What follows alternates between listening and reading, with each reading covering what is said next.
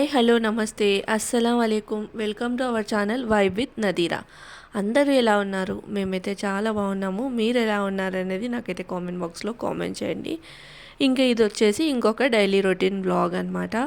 So morning బ్రేక్ఫాస్ట్కి వచ్చేసి నేనైతే పొంగనాలు వేస్తూ ఉన్నాను. మొన్న కూడా పొంగనాలు వేసాను కదా, అయితే ఇంకెప్పుడు పిండి అనేది కొంచెం బాగా పులిసిందనమాట. అందుకని చెప్పేసి పొంగనాలు అయితేనే బాగుంటాయని చెప్పేసి ఇంకా పొంగనాలు అయితే వేస్తున్నాను. అండ్ లంచ్ బాక్స్లోకి తెలిసిందే కదా, చపాతీ అయితే కామన్గా చేస్తాను.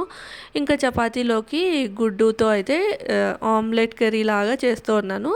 ఆమ్లెట్ కర్రీ ఏంటి అంటే మనం పక్కన ఆమ్లెట్ వేసేసుకొని చేస్తాం కదా, కానీ ఇది మనం ఏదైతే గ్రేవీ ఆనియన్ కానీ టమాటో కానీ ఏదైతే గ్రేవీ ప్రిపేర్ చేస్తామో దాంట్లోనే ఎగ్ కొట్టేసి చేస్తాము అనమాట. ఎగ్స్ ఉన్నాయనుకోండి డిఫరెంట్గా ట్రై చేయొచ్చు కదా. అయితే ఈరోజు నేను ఇలా చేస్తున్నాను అనమాట. ఎలా చేస్తాను అనేది మీతో షేర్ చేస్తాను. అండ్ ఇంకొకటి, ఇక్కడ దోసపిండి పులిసిపోయిందని చెప్పాను కదా, ఇందులో నేను ఓన్లీ ఆనియన్స్, పచ్చిమిర్చి, రుచికి సరిపడినంత ఉప్పు, కొత్తిమీర ఉందనుకోండి, కొత్తిమీర ఎక్కువ వేసుకుంటే పొంగనాలు కానీ ఆమ్లెట్ కానీ ఇలాంటి వాటిలన్నిటిలో కొత్తిమీర ఎక్కువ వేసుకున్నామంటే చాలా టేస్ట్గా ఉంటుంది. అలానే శనగపప్పు నానబెట్టుకొని ఆ శనగపప్పు వేసుకున్నా కూడా బాగుంటుంది, కానీ ఇంకా నేనైతే వేయట్లేదు. ఎక్కువ వరకు అయితే వేస్తాను, కానీ ఇంకా ఆ రోజు ఓన్లీ ఆనియన్, పచ్చిమిర్చి, ఇంకా రుచికి సరిపడినంత ఉప్పు వేసేసి మనకి పొంగనాల పిండికి ఎంత కన్సిస్టెన్సీ కావాలో అలా కలిపేసుకొని పక్కన పెట్టేసుకోవాలి. ఇంకా ఎప్పుడు మనం కావాలి అంటే అప్పుడు మనం గుంత పొంగనాల పెనం ఉంటుంది కదా, అందులో వేసేసుకుంటే సరిపోతుంది అనమాట. అంతే, చాలా సింపుల్గా అయిపోతుంది. అయితే పొంగనాల్లోకి కాంబినేషన్గా ఎర్రకారం బాగుంటుంది. ఇంకా ఏంటి అంటే ఎర్రకారం మార్నింగ్ నదీం తిన్నాడు అండ్ తనకి చాలా ఇష్టం. ఏంటి అంటే కొబ్బరి చట్నీ అనమాట. సర్లే అని చెప్పేసి కొబ్బరి చట్నీనే చేసేసాను. అండ్ ఇక్కడ వచ్చేసి ఎగ్ కర్రీ అయితే చేస్తూ ఉన్నాను. ఎలా చేస్తున్నాను అంటే ఇలా కడాయి పెట్టేసుకొని అందులో నూనె వేసి కాస్త జీలకర్ర, తర్వాత పొడవుగా కట్ చేసుకున్న ఆనియన్స్ మనం ఎలా కట్ చేసుకుంటే అలా టేస్ట్ అనేది మారుతూ ఉంటుందన్నమాట అది. సో ఇలా అయితే నేను పొడవుగా కట్ చేసేసుకున్నాను. దాంట్లో వచ్చేసి రుచికి సరిపడినంత ఉప్పు, కారము, పసుపు ఇదంతా వేసేసి ఈ ఆనియన్స్ అనేవి మగ్గేంత వరకు అయితే మొత్తం ఫ్రై చేసేసుకోవాలన్నమాట. అండ్ దీంట్లో నేనైతే టమాటో ఇదంతా ఏం వేయట్లేదు, ఎందుకంటే ఓన్లీ ఆనియన్తోనే చేస్తున్నాను. ఒక రకంగా చెప్పాలంటే గుడ్డు ఉల్లి కారం అని కూడా చెప్పచ్చు అనమాట దీన్ని. అయితే ఉల్లి కారం అంటే ఏంటి అంటే మనం మిక్సీలో పేస్ట్ చేసేసుకొని వేసుకుంటాం కదా, అది కొంచెం ఘాట్ ఎక్కువగా ఉంటుంది. అలా కాకుండా ఇలా పొడవుగా కట్ చేసుకున్న ఆనియన్స్ వేసుకున్నా కూడా టేస్ట్ అనేది బాగుంటుంది అనమాట. సో ఆనియన్స్ మగ్గిన తర్వాత ఇంకా ఇట్లా 3 ఎగ్స్ అయితే కొట్టేసుకున్నాను. నాకైతే ఎప్పుడైనా కానీ ఎగ్ బుర్జీ చేసినా ఏం చేసినా కొంచెం ఎగ్ అనేది అలానే అంటే మొత్తం కీమా లాగా కాకోకుండా మనకి బైట్స్ లాగా ఉంటే నాకు నచ్చుతుంది అనమాట. సో అంతే. చాలా వరకు ఏం చేస్తారంటే ఇలానే మూత పెట్టేసి కుక్ చేసేస్తారు, అంటే టర్న్ చేయరు. కానీ నాకు అస్సలు ఇష్టం ఉండదు, ఈ స్మెల్ వస్తుందని నాకు టెన్షన్ వచ్చేస్తుంది అనమాట. అందుకని చెప్పేసి నేనైతే 2 వైపులా ఫ్రై చేస్తున్నాను.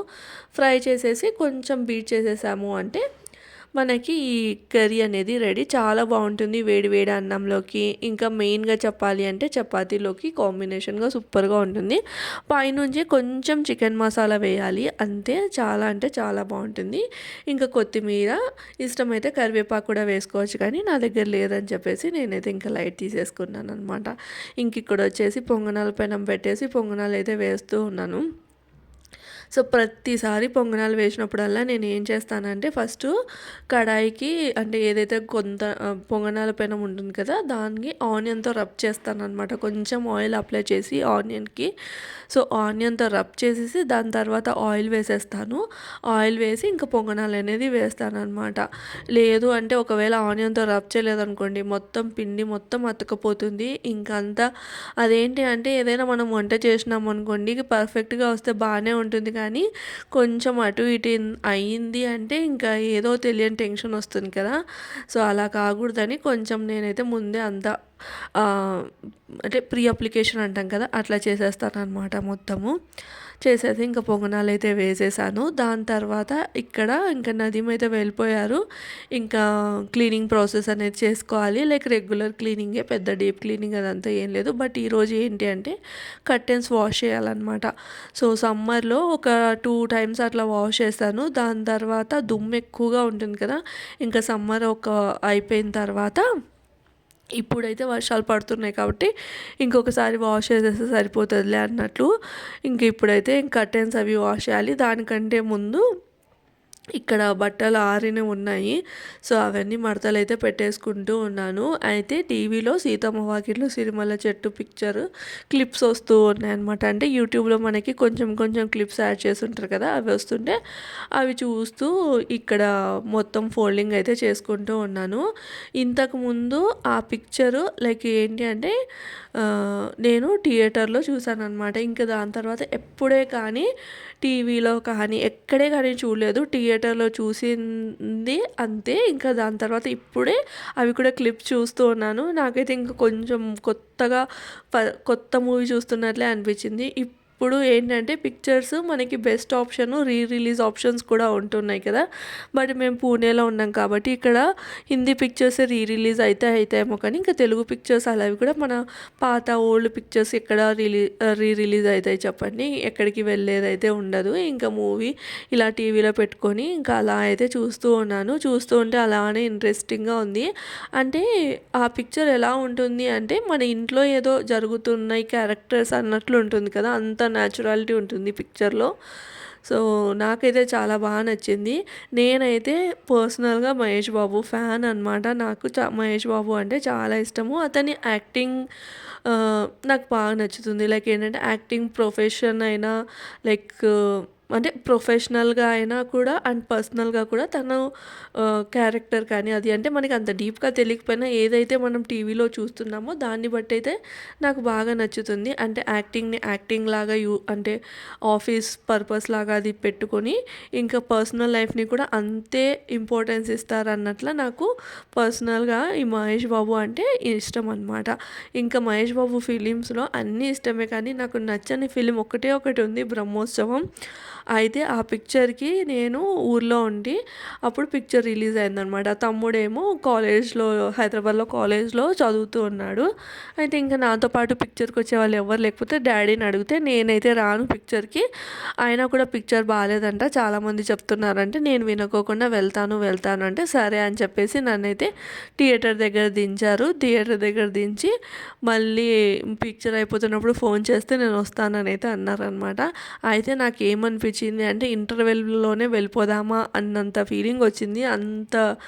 నాకైతే చాలా అంటే చాలా బోరింగ్గా అనిపించింది అనమాట. అట్లా మీకు నచ్చని అంటే మహేష్ బాబు సినిమాలలో మీకు నచ్చని పిక్చర్ ఏంటి అన్నది అయితే నాకు కామెంట్ చేయండి. అండ్ మీకు ఇష్టమైన హీరో ఎవరు అన్నది కూడా నాకైతే కామెంట్ చేయండి. ఇక్కడ వచ్చేసి నేనైతే కర్టెన్స్ అన్నీ తీసేసాను అనమాట. కర్టెన్స్ అన్నీ తీసేసి వాషింగ్కి అయితే వేసేసి ఇంకా ఇళ్ళంతా ఊడ్చేసి తడిబట్ట అయితే పెట్టేశాను. దాని తర్వాత ఇది ఇంకా డైరెక్ట్ డిన్నర్లోకి అయితే చికెన్ చేస్తూ ఉన్నాను. కొంచెం చికెన్ ఉంది, సో అదైతే చేస్తూ ఉన్నాను అనమాట.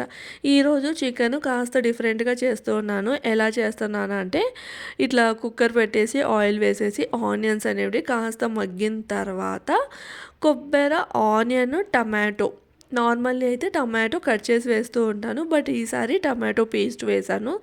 దాంట్లోనే కొంచెం జీలకర్ర, తర్వాత ధనియాలు ఇవన్నీ వేసేసి గ్రైండ్ చేసేసాను. ఫస్ట్ ఆ పేస్ట్ వేసి పచ్చివాసన పోయిన తర్వాత అల్లం వెల్లుల్లి పేస్ట్ వేసి వేపేసాను అనమాట. ఇలా చేసింటే టేస్ట్ నాకు ఎలా అనిపించింది అంటే చేపల పులుసు ఉంటుంది కదా, సో నాకు కొంచెం అలానే అనిపించింది. టేస్ట్ అయితే చాలా డిఫరెంట్గా చాలా బాగుందన్నమాట. సో మీరు కూడా ఒకసారి అయితే ట్రై చేయండి. లైక్ కొబ్బరి, టమాటో, ఆనియన్, జీలకర్ర, ధనియాలు ఇవి మనం ఫస్ట్ గ్రైండ్ చేసుకోవాలి. ఎండు కొబ్బరి, పచ్చి కొబ్బరి కాదు. దాని తర్వాత అల్లం వెల్లుల్లి పేస్ట్ వేసి పచ్చి వాసన పోయేంత వరకు అయితే వేపుకోవాలి. అలానే కొంచెం టమాటో వేసాను. దానివల్ల ఏంటి అంటే మనకి లైక్ నాకు మధ్యలో కొంచెం టమాటో పీసెస్ వస్తే నచ్చుతుంది. అందుకని చెప్పేసి కొంచెం టమాటో అయితే వేసాను. ఆల్రెడీ టమాటో ఇది ఏదైతే మనం పేస్ట్ వేసామో మసాలా పేస్ట్ అందులో వేసాను. ఇంకా కొంచెం జస్ట్ ఒక పీస్ అనమాట, దాన్ని ముక్కలుగా కట్ చేసి టమాటో వేసేసి మొత్తం అయితే మసాలా వేగనిచ్చిన తర్వాత ఇంకా చికెన్ అయితే వేసేసాను అనమాట. చికెన్ వేసేసిన తర్వాత మన రెగ్యులర్ మసాలాలు ఉప్పు, కారము, తర్వాత ధనియాల పొడి ఇవైతే వేసేస్తూ ఉన్నాను. నేను చికెన్ మసాలా వాడేది చాలా తక్కువ ఎక్కువ చికెన్ మసాలా అవ్వచ్చు, గరం మసాలా అవ్వచ్చు, ఏదైనా కానీ చాలా అంటే చాలా తక్కువగా యూజ్ చేస్తాను. ఆల్మోస్ట్ చెక్క లవంగాలు వేసేసి ఇంకా దాంతోనే సరిపెట్టేస్తానన్నమాట. అది కూడా ఒక్కొక్కసారి వేస్తే వేస్తాను, లేదంటే లేదు, అలా ఉంటుంది. సో నాకైతే ఇలా సింపుల్గా చికెన్ కర్రీ అయితే నచ్చుతుంది. అండ్ గ్రేవీ వేడి వేడిగా అన్నం పెట్టేసుకొని ఈ చికెన్ గ్రేవీ వేసుకొని తిన్నాము అంటే సూపర్గా ఉంటుంది. బగారా రైస్ ఇంకా వీటన్నిటికంటే కూడా వేడి వేడిగా అన్నం పెట్టుకొని తిన్నామంటే చాలా బాగుంటుందన్నమాట. సో ఇక్కడ చూస్తున్నారు కదా, చికెన్ నేను ఇలా ఒక 5 to 8 minutes అయినా కూడా మగ్గనిస్తాను అనమాట. మగ్గనిచ్చిన తర్వాతే ఇంకా గ్రేవీ మనకి ఎంత కావాలో దానికి తగినంత విధంగా వాటర్ పోసేసి కుక్కర్ మూత పెట్టేసి ఒక 2 విజిల్స్ అయితే పెట్టేస్తాను. మనకి చికెన్ అయితే పర్ఫెక్ట్గా ఉడికిపోతుంది అనమాట. ఇంకా అయితే ఆ రోజు డిన్నర్లోకి నేనైతే చపాతీ చేస్తూ ఉన్నాను. చపాతీ ఇంకా బెండకాయ తాలింపు. బెండకాయ నాకైతే all time favourite. So and ఫాస్ట్గా కూడా చేసేస్తాను. అయితే బెండకాయలు తుడిచి ఆరబెట్టి ఇదంతా ఏం చేయను, జస్ట్ వాష్ చేసేసి ఒక 10 minutes అయితే పక్కన పెట్టేస్తాను అనమాట. అంటే మన బొక్కల గిన్నె అంటాం కదా, సో వడబోస్తూ ఉంటాము, సో దాంట్లో వేసేసి పక్కన పెట్టేస్తాను. పక్కన పెట్టేసిన తర్వాత డైరెక్ట్గా కట్ చేస్తాను. అండ్ చాలా వరకు ఫస్ట్ బెండకాయలు వేయించి దాని తర్వాత పోపు వేసి తాలింపు అయితే చేస్తూ ఉంటారు. దానివల్ల ఏంటంటే ఆయిల్ ఎక్కువ కన్జ్యూమ్ అయినట్లయితే అనిపిస్తుంది అనమాట. అలా ఏం కాకుండా మనం కాసేపు పక్కన పెట్టేసాము అనుకో, తుడవాల్సిన అవసరం కూడా లేదు. కాసేపు పక్కన పెట్టేసాము, పెట్టేసి ఆరిపోతాయి అన్నమాట బెండకాయలన్నీ ఆటోమేటిక్గా. అప్పుడు కట్ చేసేసి ఆనియన్స్ అలానే బెండకాయలు రెండు ఒకటేసారి వేసినా కూడా జిగురు అలా అంతా ఏమి ఉండదు. బట్ టమాటో వేస్తున్నప్పుడు జాగ్రత్తగా ఉండాలి. అండ్ ఇంకోటి ఏంటి అంటే మూత పెట్టద్దు అనమాట. బెండకాయ ఫ్రై ఎప్పుడు చేస్తున్నా కూడా మూత అనేది పెట్టద్దు. ఒకవేళ మనకి కర్రీలాగా కావాలి అంటే మూత పెట్టచ్చు. అది కూడా ఒక 5 minutes బెండకాయలు వేగిన తర్వాతే మూత పెట్టాలి. ఫస్టే కూడా అన్నీ వేసేసి మూత అయితే అస్సలు పెట్టద్దు.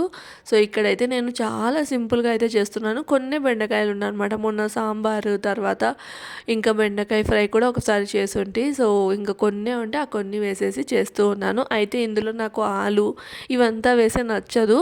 అండ్ బెండకాయ ఫ్రై లాగే తింటే బాగుంటుంది కదా, ఆలు వేసినా కూడా బాగుంటుందిలేండి. బట్ అప్పుడప్పుడు వేస్తేనే బాగుంటుంది, రెగ్యులర్గా వేస్తే అంత నచ్చదనమాట. అండ్ మా ఇంట్లో కొంచెం ఆలు యూస్ చేయడం అంటే బంగాళదుంపలు యూస్ చేయడం కొంచెం తక్కువే అనమాట.